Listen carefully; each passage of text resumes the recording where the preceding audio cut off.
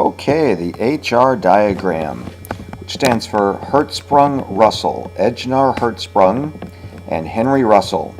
In the early 1900s, both men independently came up with this idea of a way to graph the stars. Very specifically, they graphed the luminosity of stars versus their temperature. This is vital to stellar astronomy. This is kind of like the periodic table is to chemistry. It's very central, at least to this area of astronomy. So brightness versus temperature. Let me point out before I forget that this brightness, luminosity, means absolute brightness. Kind of like the stamp on a light bulb. It doesn't depend on how far away the star is, for example. So the sun is just going to be a normal star. It doesn't get any sort of special place on the HR diagram for being so close. So this is luminosity versus temperature, and as you might expect, usually, most of the time, hotter stars are brighter. Cooler stars are more dim. That's exactly what you'd expect.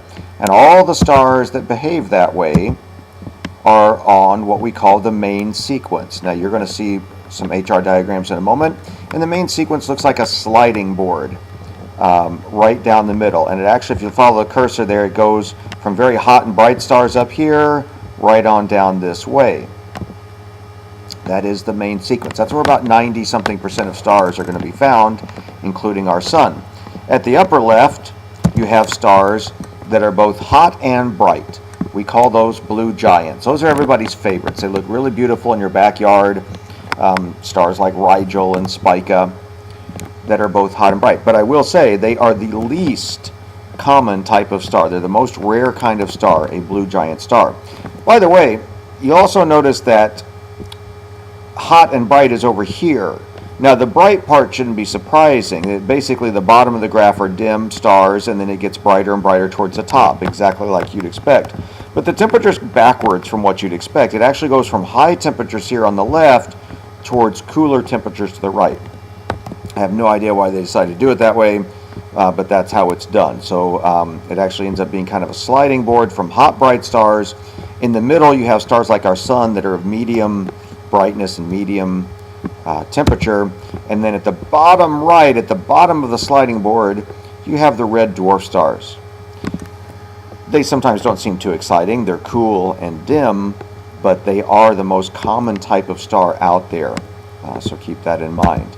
The main sequence runs from about 1/10 the diameter of the sun to 10 times the diameter of the sun, and from about 1/100th the mass of the sun, which is kind of getting to a point of being like a large planet, to 100 times the mass of the sun. And those right about in there, between 100 and 150 solar masses, seems to be about the limit to the mass of a star in nature. Okay, any bigger than that, you're going to end up with 2 or more stars that are created in a nebula.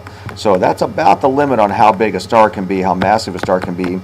And those are really the Shaquille O'Neals of stars. I mean, those are incredibly rare. When you get up to 100 times the mass of the sun, it's pretty crazy. So what are the exceptions? Well, there are 2 major regions that are exceptions. Up here, if you look at the cursor there, at the upper right, you have stars that are very bright. They're towards the top of the graph, and yet they are over here where you have cooler temperatures. Those are stars that we call red giants, and there are also red supergiants that are stars that are cool but still bright. Now you know they're cool from the name, red.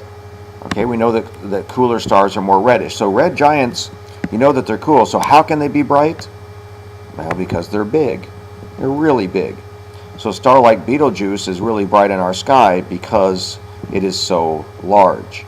And then the opposite is true. If you look down here at the bottom left, you have stars that are literally white hot, and yet they're dim. How's that possible? Well, because a white dwarf is only about the size of the Earth. These are kind of the burned out cores of stars.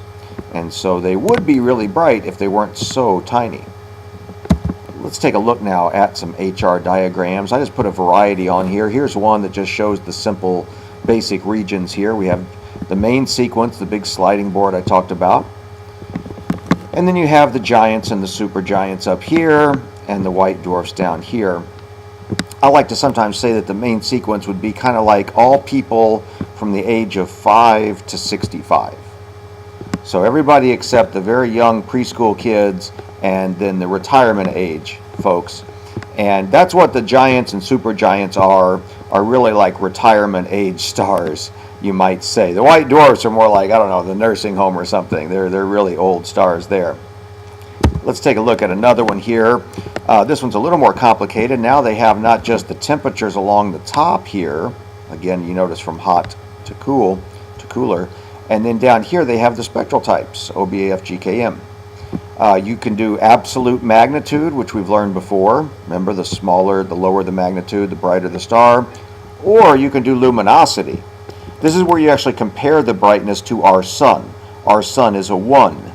So if a star's up here, for example, that means it's 100 times brighter than our sun, whether it's on the main sequence or not. So that's one way to do an HR diagram.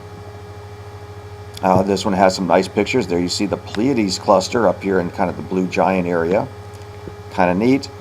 And then we get to one of my favorites here, showing a lot of well-known stars. Let's go through a few. Down here in the red giant region, the red dwarf region, we'll start there.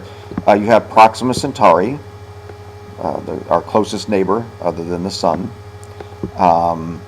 You have Bernard star that we mentioned is the fastest moving star in the sky. That one's right here, the highest proper motion, you would say. Up here in the more yellowish stars, we have the sun and our twin Alpha Centauri, practically our twin. Then you have very whitish stars like Sirius and Vega and Altair. Going on up the line, you have blue giants like Spica and Rigel. Then the older stars, you have red giants such as Arcturus and Aldebaran, and the supergiants Antares and Betelgeuse. And then finally down here, white dwarfs such as Sirius B and Procyon B. So those are all kind of famous, well-known stars in our sky and where they end up on the HR diagram. In later chapters, you'll see how stars actually evolve and go from the main sequence to being red giants and white dwarfs and so forth. So that's a quick little lesson here on the HR diagram, the brightness of stars versus their temperature. Thanks for listening.